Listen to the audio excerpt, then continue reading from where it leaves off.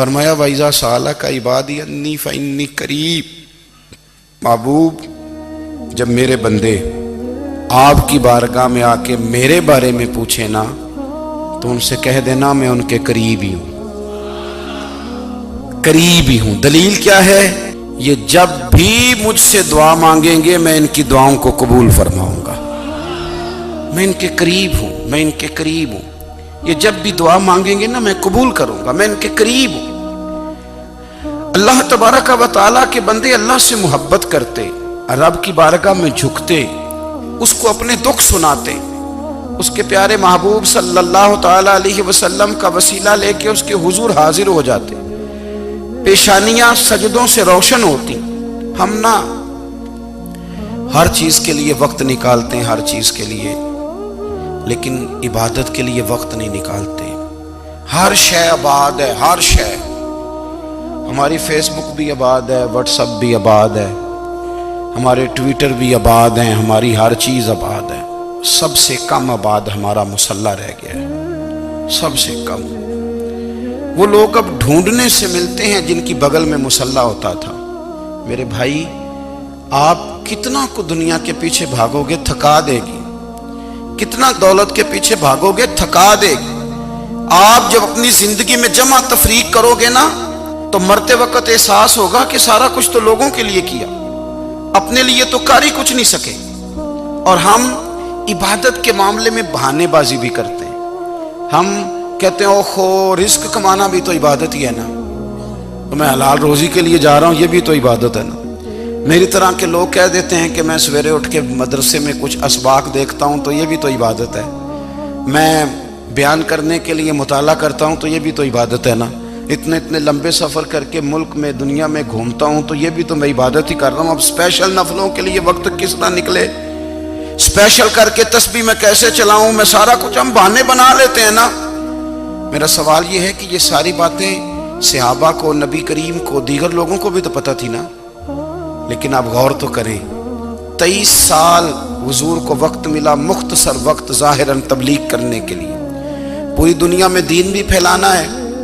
گھر میں 11 ازواج ہیں، 4 بیٹیاں ہیں، ان کی اولادیں، سارے کام کاج بھی دیکھنے، لیکن سیدہ طیبہ طاہرہ حضرت عائشہ صدیقہ رضی اللہ تعالیٰ عنہ فرماتی ہیں سارا دن تبلیغ کرتے، ہر غلام کے دکھ سنتے، گھر میں آتے تو اپنے گھر والوں کا خیال کرتے، کام میں ہمارا ہاتھ بٹاتے۔ قربان جاؤں، کہتی ہیں زمانہ سارا سو جاتا لیکن آمنہ کے لال مصلی بچھا لیتے۔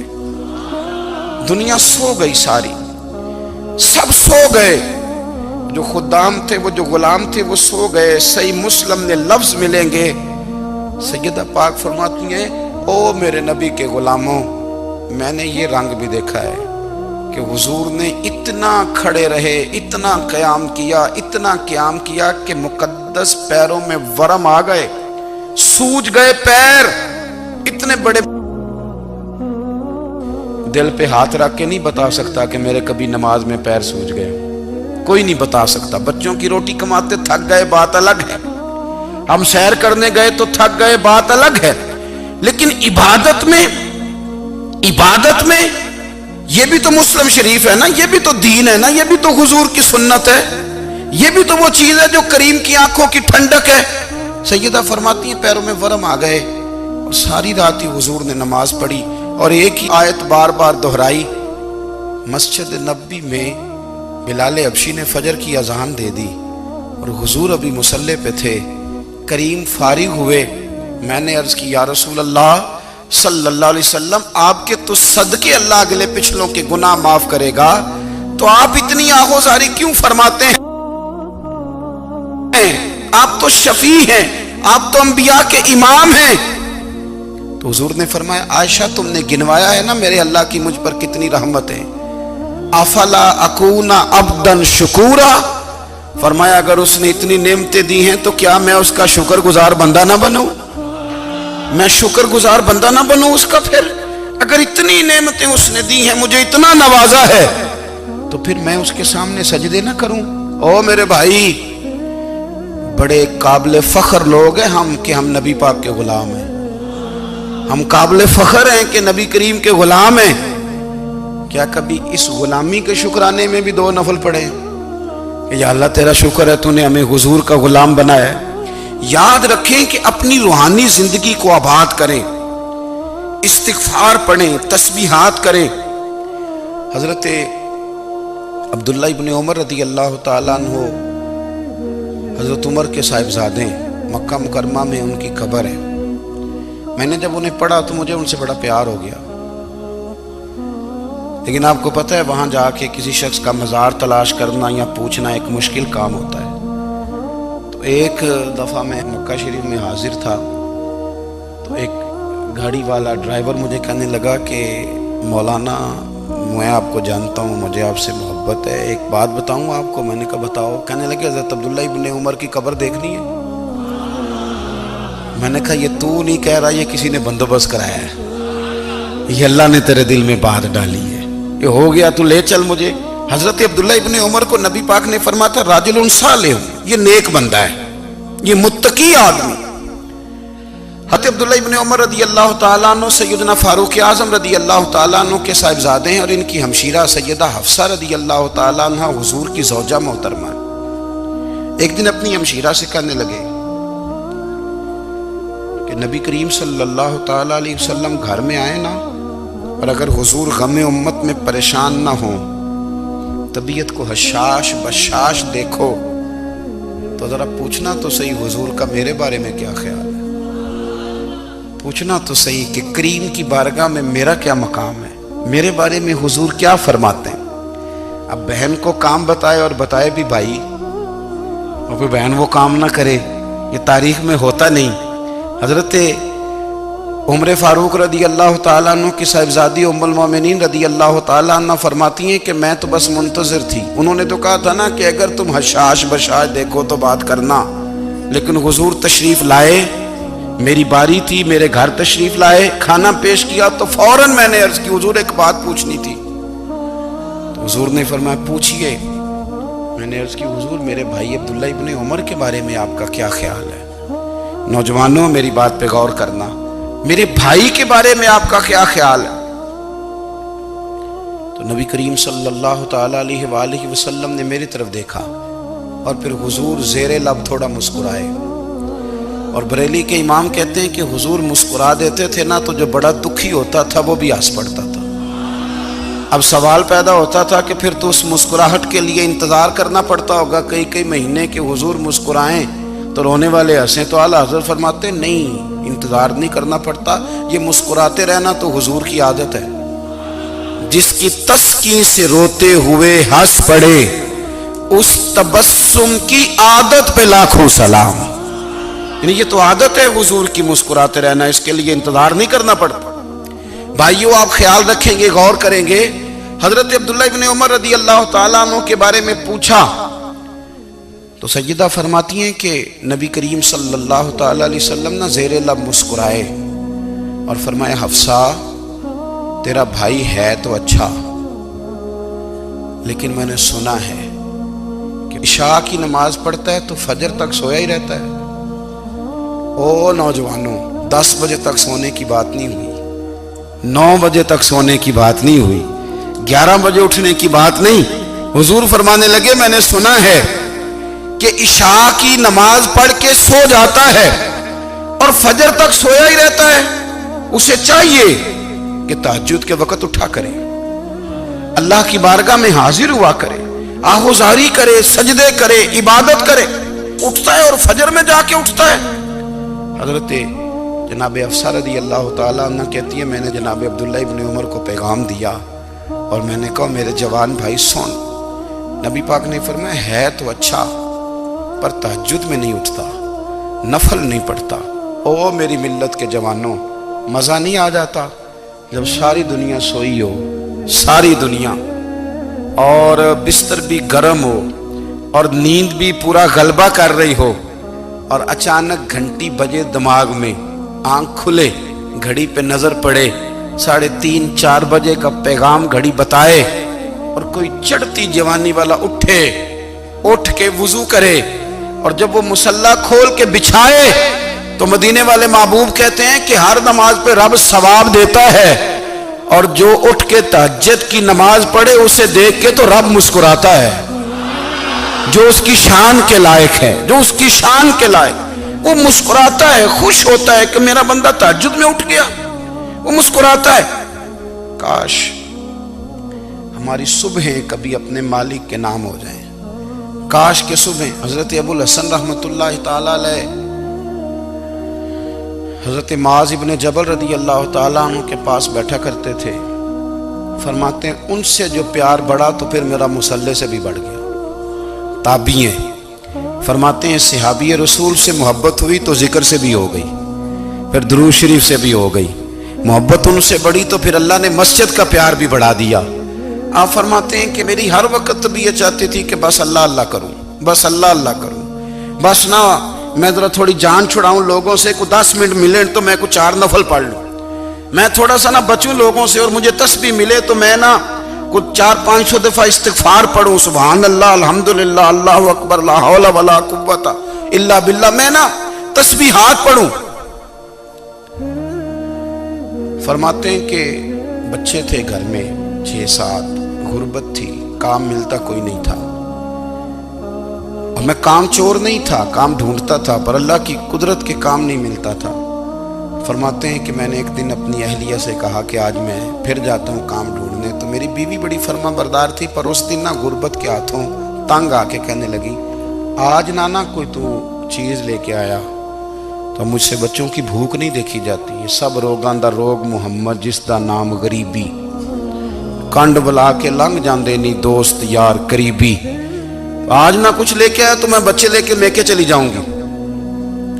شیخ فرماتے ہیں کہ میں بڑا پریشان گھر سے نکلا، پر میں نے صبح سے لے کے زور تک کام ڈھونڈا، کام ملا کوئی نہیں، تو میرے دل میں خیال آیا چلو کام نہیں ملتا تو اللہ اللہ تو کرے نا، چلو بندوں کی مزدوری نہیں ملتی تو رب کریم کی عبادت ہی کرتے ہیں۔ فرماتے ہیں کہ میں نے نا فرات کے پانی سے وضو کیا، نہر کے، شدید دھوپ تھی، ساتھ ریت تھی اور ریت تپ رہی تھی، میں نے اپنا رومال وہیں مصلی کے طور پر بچھا لیا، اور فرماتے ہیں کہ زور سے لے کر عصر تک نماز پڑھی، دھوپ بھی پورے زور پہ، پر میرے سجدے کا ذوق بھی پورے زور پہ۔ فرماتے ہیں سورج بھی چمک رہا ہے اور رب کی عبادت کا ذوق بھی پورے زور پہ، میں سجدہ کروں تو پھر میرا اٹھانے کو جی نہ چاہے۔ میرے استاد لکھا کرتے تھے، یہ ان کا شعر ہے، وہ کہا کرتے تھے مجھے سوز دے، مجھے ساز دے، اور مجھے نیم شب کا نیاز دے، دم سجدہ خود کو میں توڑ دوں، مجھے ایسا ذوق نماز دے، اور میں تیری بہار کا پھول ہوں، میں کھلا بھی ہوں تو تیرے لیے، مجھے میری شاخ سے توڑ لے، مجھے اپنی زلف کا ناز دے۔ بھائی فرماتے ہیں کہ عصر تک میں نے نفل پڑھے، دل ڈھلنے لگا، عصر کی نماز پڑھی اور میں وہاں سے چلا۔ اب میں جب نکلنے لگا تو دل میں خیال آیا کہ چھوٹی چھوٹی دیواریں ہیں گھر کی، بغیر کچھ لیے جاؤں گا تو بیوی دور سے دیکھے گی تو شور کرے گی کہ پھر خالی ہاتھ آ گیا ہے۔ کہتے میں نے اپنے اسی رومال میں جس پہ میں نے نماز پڑھی تھی نا، رومال میں کی آخی دے پنجابی جو صافہ کہتے ہیں، اسی میں نا میں نے کچھ ریت بھر لی کہ وہ دور سے دیکھے گی تو سمجھے گی کچھ لے کے آیا ہے، چلو جا کے اسے بتا دوں گا کہ آج پھر مزدوری نہیں ملی۔ کہتے ہیں وہ ریت لے کر جب میں گھر میں گیا تو پہلے بیوی دروازے پہ کھڑی ہوتی تھی، پوچھتی تھی خالی ہاتھ آ گئے ہو؟ آج میں نے دیکھا تو ہے ہی کوئی نہیں۔ فرماتے ہیں میں اندر داخل ہوا، سلام لیے، کونے میں میں نے وہ رومال رکھ دیا اور میں نے آواز دی کہ بھلی مانس کہاں ہو؟ تو وہ کہنے لگی آپ منہ ہاتھ دھو لیں، میں روٹی لے کے آئی۔ میں نے کہا روٹی کہاں سے آ گئی؟ یہاں تو کئی دنوں کے فاقے، تو کئی دنوں کی غربت ہے، یہاں تو اس گھر میں تو فقیری ہے۔ فرماتے ہیں کہ وہ روٹی لے کے آئی اور اس وقت کی جو موجودہ نعمتیں تھیں، سمجھ لیں سلاد، اچار، ہر چیز ساتھ لائی۔ میں نے کہا کہ بچے کہاں گئے؟ کہنے لگی وہ کھانا کھا کے کھیلنے گئے، آپ کھانا کھا لیں آ جاتے۔ کھانا اس نے چن دیا۔ میں نے حیرت انگیز لہجے میں ساری نعمتیں اپنے دسترخوان پہ دیکھ کر کے بیوی سے پوچھا یہ کہاں سے آیا کھانا؟ بچوں کو تو نے کہاں سے کھانا کھلایا؟ یہ سارا کچھ کیسا ہے؟ کہنے لگی پتہ نہیں آج آپ کس کریم کی مزدوری کرنے چلے گئے تھے، پتہ نہیں کس کریم کی، میرے گھر میں تو اتنی نعمتیں آئی ہیں کہ مجھ سے سنبھالی نہیں جا رہی، اتنا اناج ہے، اتنا گندم ہے، کس کریم کے دروازے آج چلے گئے تھے؟ یہ کہتے کہتے وہ اٹھی اور اٹھ کر کے کہنے لگی پہلے ہی بڑا کچھ آیا تھا، اب کیا لے آئے ہو؟ اور جا کر کے نا اس نے وہ ریت والا رومال کھولا، کہنے لگے میں تو لے کے آیا تھا ریت، تو میرے رب نے اسے بھی سونے اور ہیرے بنا دیا تھا۔ جب آپ کی توجہ اللہ کی جانب، میرے نبی پاک صلی اللہ تعالی علیہ وسلم نے فرمایا ہر چیز اپنے رب سے مانگ، ہر چیز مانگ، ہر چیز مانگ۔ یا رسول اللہ کیا کچھ؟ میرے محبوب نے فرمایا تیرے گھر میں نمک بھی ختم ہو جائے تو وہ بھی اپنے رب سے مانگا کر، تو مانگنا وہ تجھے دے گا، تو اس کی بارگاہ میں کشکول طلب دراز تو کرنا۔ اور ترمذی شریف میں عجیب لفظ ہیں، رسول کائنات نے فرمایا، رب کریم فرماتا ہے جب میرا بندہ ہاتھ اٹھاتا ہے نا تو مجھے حیا آتی ہے کہ میں خالی کیسے لوٹا دوں اس کے۔ اتنے بڑے بادشاہ کی بارگاہ میں دعا کی بڑی طاقت ہے۔ میرے نبی پاک نے فرمایا دعا مومن کا ہتھیار ہے، دعا مومن کا، دعا مومن کا۔ حضور نے فرمایا تقدیر کو سوائے دعا کے کوئی چیز نہیں بدل سکتی، دعا مومن کا ہتھیار ہے، یہ کافر کے پاس کوئی نہیں، یہ ہتھیار ہے مومن کا۔ اللہ کرے آپ کو سمجھ آئے، پھر سنیں، کئی بار کہہ چکا ہوں یہ ہتھیار ہے۔ کافر کے مقابلے میں جو تیرے پاس سب سے بڑا ہتھیار ہے وہ دعا ہے۔ دعائیں کرانی چھوڑ دی، کرنی چھوڑ دی، لینی چھوڑ دی۔ حضرت سیدنا انس بن مالک رضی اللہ تعالیٰ عنہ فرمایا کرتے تھے میں نے وہ رنگ دیکھا ہے جب حضور دعا مانگتے تھے اور حضور کی مقدس آنکھوں میں آنسو بھی ساتھ ہی بہا کرتے تھے، میں نے وہ انداز دیکھا ہے۔ بھائی اپنا مصلی کا، عبادت کا، وظائف کا، اللہ اللہ کا سلسلہ اس کو مضبوط کرے، اپنی دعاؤں کے تعلق کو مضبوط کرے۔ دعائیں بڑے انقلاب برپا کر دیتی ہیں۔ ہم تھوڑے تھوڑے نا جب سے خشک ہوئے ہیں نا، خشک، اور میری تو جماعت ہی صوفیاء کی جماعت تھی، ہم تو داتا علی اجمیری کی جماعت سے، ہم تو خواجہ اجمیری کی جماعت سے، ہم تو شیخ احمد فاروق سرہندی کی جماعت سے، ہم تو صوفیاء کی جماعت۔ ہماری جماعت نے بھی وہ تعلق جو ہمارے بزرگوں نے بنایا تھا۔ بزرگ اللہ کے قریب کیسے جاتا ہے؟ تو ہمارے یہاں نا بہت سارے لوگ کہتے ہیں جی نظر ہو گئی تو کام ہو گیا۔ بھائی جو بخاری مسلم میں طریقہ ہے نا اللہ کا قرب پانے کا، وہ تو نفل ہے۔ نبی کریم علیہ السلام نے فرمایا بندہ نفلوں کے ذریعے رب کے قریب جاتا ہے، اور اتنا قریب جاتا ہے کہ پھر اللہ اس کی زبان بن جاتا ہے، اللہ اس کی آنکھیں بن جاتا ہے، کان بن جاتا ہے، ہاتھ اور پیر بن جاتا ہے۔ تو یہ تو عبادت ہے، یہ تو اللہ کی بارگاہ کی حاضری ہے جو آپ کو اللہ کے قریب کرے گی۔